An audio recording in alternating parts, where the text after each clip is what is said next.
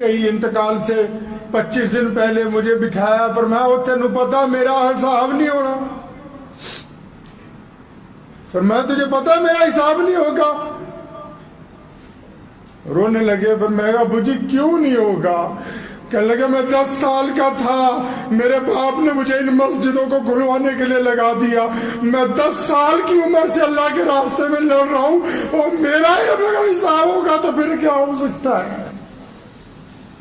اور میں نے ایسے ہی جانا ہے۔ مجھے لگا کہ میرا باپ صرف حکومت میں بڑے بڑے لوگوں سے نہیں ٹکراتا، اس کو اپنے اللہ اور اس کے رسول سے محبت اتنی ہے، یہ ان فرشتوں کو بھی خاطر میں نہیں لاتا جو راستے میں آنے کے منتظر ہیں ابھی۔ فرمایا میں 10 سال کا تھا، میرے باپ نے کہا کوٹ محلے کی مسجد میں اذان دے، لوگ پتھر مارتے تھے،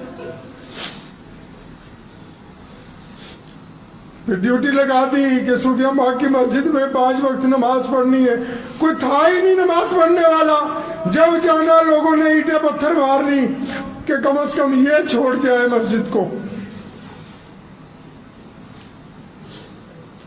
یہ جو پنجاب میں لاکھوں مسلمانوں کی عزت اور شان اور شوکت ہے، اس کی بنیادوں میں مولانا حبیب الرحمان ثانی لدھیانوی نے اپنا خون ڈالا، اپنی ہڈیاں ڈالی، تبھی تو 63 سال میں چلے گئے، ورنہ تو لوگ 90 سال کے بڑے اطمینان سے بیٹھے ہیں۔ اللہ اکبر۔ یاد ہے ابھی پچھلے سال کی بات ہے، ابو جان یہاں بیٹھے ہوئے تھے، کوئی صاحب آئے بنگلور سے، یہاں کسی شادی میں آئے تھے، بہت رئیس آدمی تھے، تو ابو سے ملنے کے بعد جب واپس جانے لگے پھر لوٹ کے آئے، باپ بیٹا بیٹھ گئے، کہنے لگے حضرت میں یہ چاہتا ہوں کہ آپ کے بچے، آپ کی بیوی ہماری طرف سے عمرے پہ جائیں۔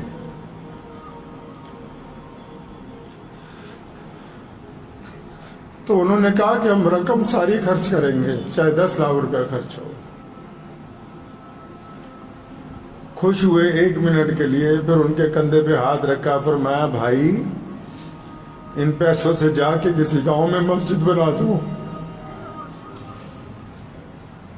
ہم عمرہ پہ کریں گے جب ہمارے پاس خود کے پیسے ہوں گے۔ یہ تمیز سکھائی ہمیں۔ بڑے بڑے آپ لوگوں کو دیکھو ہر سال عمرے پہ جاتے ہیں، میں کسی کی برائی نہیں کر رہا، بہت سارے ایسے لوگ جاتے ہیں جن کے پاس کچھ نہیں ہے، فرماتے تھے تب جاؤں گا جب ہمارے پاس خود کچھ ہوگا، لیکن میرے رسول اللہ نے میری ڈیوٹی یہاں لگائی ہے کہ میری امت کو تکلیف نہ ہو، تو میں یہ ڈیوٹی پہلے نبھاؤں گا۔ تاریخ اسلام کے سب سے بڑے مجاہد سلطان صلاح الدین ایوبی کا جب انتقال ہوا، حج بیت اللہ کے لیے پیسے نہیں تھے۔ بڑی عزت اور شہرت اس میں نہیں ہے کہ کتنے دفعہ حج اور عمرہ کر لیا، بڑی عزت اور شہرت اس میں ہے کہ اللہ کی رضا کے لیے رزق حلال کا دھیان رکھا، حرام پیسے سے سفر کرنے کا ارادہ نہیں۔ ابھی کی بات ہے، 2-4 دن پہلے کسی شہر میں کوئی پنگا چھوٹا سا پڑا مسلمانوں کا، مجھے کہا جا وہاں جا کے اچھی طرح جو فرقہ پرست ہیں ان کا رگڑا لگا کے آ۔ میں کہا ٹھیک ہے جی، آپ ٹھیک ہو جائیں میں جاتا ہوں۔ اور ایمان اللہ نے ایسا عطا فرمایا، 2-4 باتیں آپ کو اس لیے بتا رہا ہوں کہ ساری زندگی جس آدمی نے آپ کی خدمت کی ہے، ابھی 2 مہینے قبل یہاں اپنی جگہ پہ بیٹھے مجھے بلایا اطمینان کے ساتھ، پنجابی کیا، فرمایا اللہ کے نبی صلی اللہ علیہ وسلم نے کوئی سنیہا بھیجنا ہے، کوئی پیغام بھیجنا ہے رسول اللہ کو، تو میری آنکھوں میں آنسو آئے۔ فرمایا میں جا رہا ہوں اور مرنے کے بعد رسول اللہ کی زیارت ہونی ہے، کوئی پیغام بھیجنا ہے تو بتاؤ، میں جا کے کہہ دوں گا جو ضرورت ہے تمہاری۔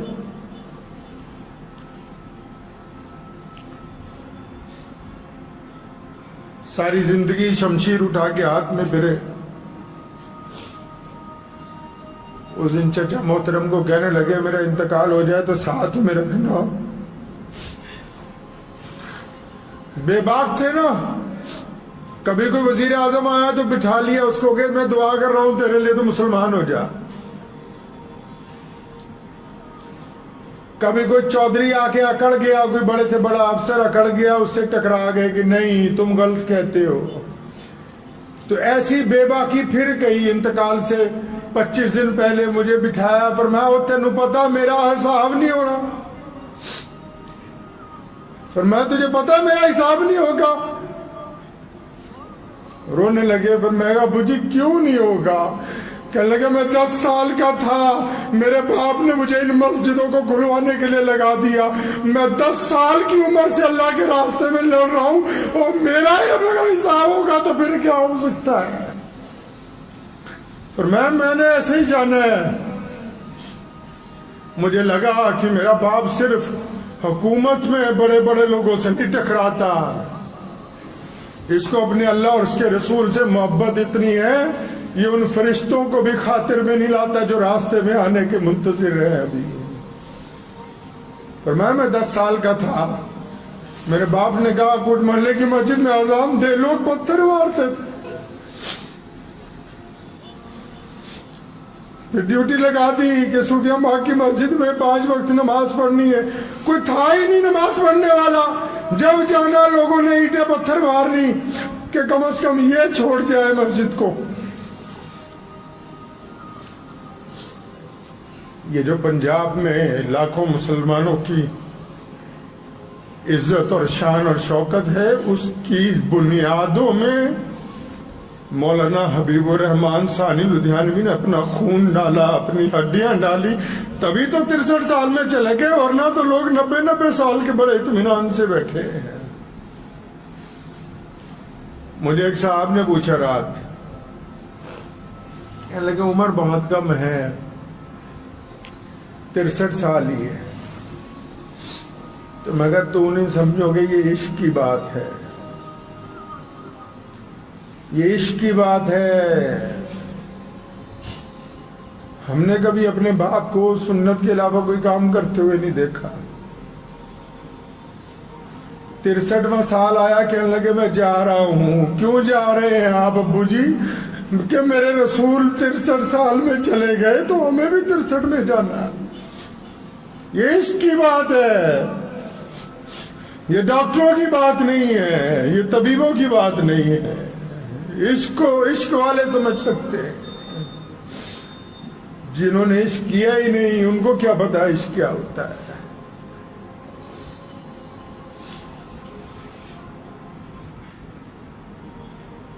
اپنے والد محترم کے انتقال کے فوراً بعد 30 سال کی عمر میں ذمہ داری مل گئی. لوگ دیکھتے تھے, لوگ سمجھتے تھے بہت لمبی عمر کے ہیں, لیکن اس طرح اس خوش اسلوبی کے ساتھ زندگی گزاری کہ ہمیں بھی سکھایا. لاکھوں لوگ آتے ہیں, ہزاروں لوگ پیسے لے لے کے کہ حضرت اتنے پیسے لے لو, فلاں افسر کو بس ایک فون کرنا ہے کام ہو جائے گا. فرمایا حرام کا پیسہ میں اپنی اولاد کے حلق سے نیچے نہیں اتاروں. دولت کا کیا ہے؟ دولت کبھی بھی کمائی جا سکتی ہے, عزت نہیں کما سکتے.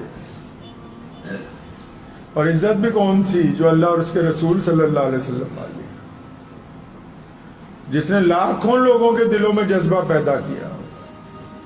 میں پورا ملک گھوما ہوں ختم نبوت کی تحریک میں, پورا پنجاب گھوما ہوں. جاتا تھا تو مستقیم بھائی بیٹھے ہوئے ہم لوگ, ہمیں پتا تھا کہ پیچھے ہمارے ایک بہت بڑی طاقت موجود ہے, جہاں مرضی اٹھے چل پڑے, بس جس سے دل چاہ ٹکرا گئے. خدا کی قسم ایسے ایسے گنڈوں کو سرنگو کیا کہ لوگ اندازہ نہیں لگا سکتے, بس اسی لیے کہ پیچھے ہمارا باپ بیٹھا ہوا ہے. ایک دفعہ بہت بڑا پنگا پڑ گیا تھا, مسئلہ نہیں حل ہو رہا تھا. میں آیا گھر پہ, ابو جی میں کہا مسئلہ حل نہیں ہو رہا, کیسے کرنا چاہیے آپ بتائیں. 2 لفظوں میں, پرانی بات بتا رہا ہوں آپ کو, 2 لفظوں میں کہنے لگے ایسا ہے جو میرے مرنے کے بعد کرنا تھا ویسے کرو. मतलब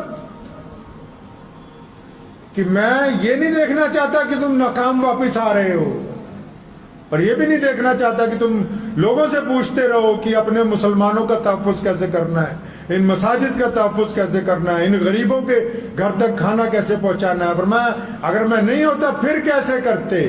تو میں چپ ہو گیا، میں سمجھ گیا کہ اب ہم یہ سمجھا رہے ہیں کہ ایسے کر کے دکھاؤ کہ جب اگر میں نہیں ہوں تو تب تم میرا کام کیسے چلاؤ گے۔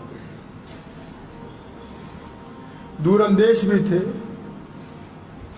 میری بڑی بہن امریکہ میں رہتی ہیں، ان کے بچے پڑھ کے یونیورسٹیوں سے فارغ ہو رہے ہیں، تو اس کو کئی دفعہ فون پہ کہا، فرمایا تو بیٹا جب آئے گی میں ملوں گا نہیں۔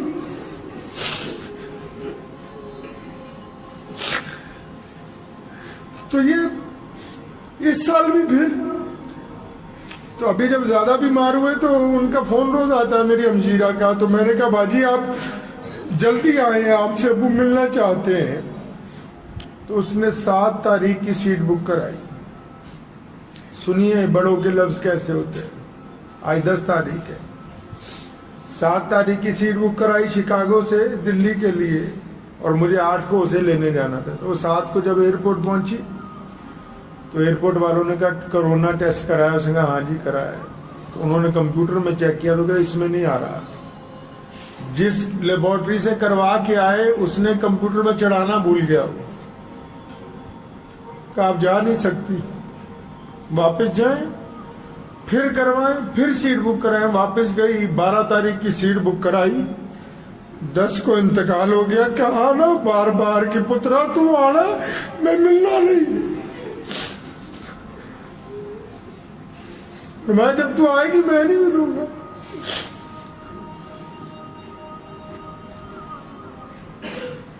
بڑی خواہش تھی مجھے کہ یار میں حج کرنا ہے،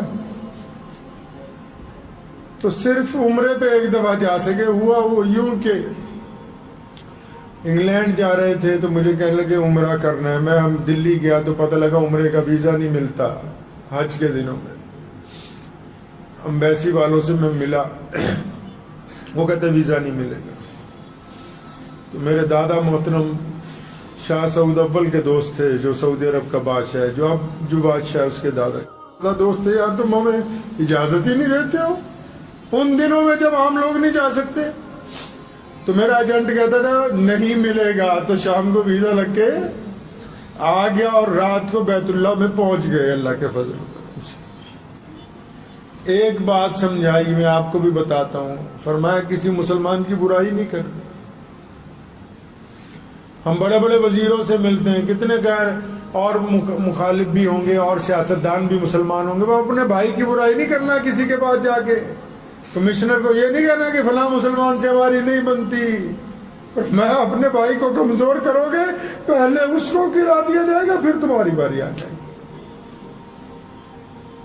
مل کے اپنے گھر کے اگر شیر کو مارو گے تو گلی کے کتے تمہاری بوٹیاں نوچ لیں گے۔ مجھے امید ہے کہ آپ کو یہ ویڈیو پسند آئی ہوگی۔ اگر پسند آئی ہو تو یہ آپ اپنے دوستوں کے ساتھ شیئر کریں اور اس چینل کو سبسکرائب ضرور کریں۔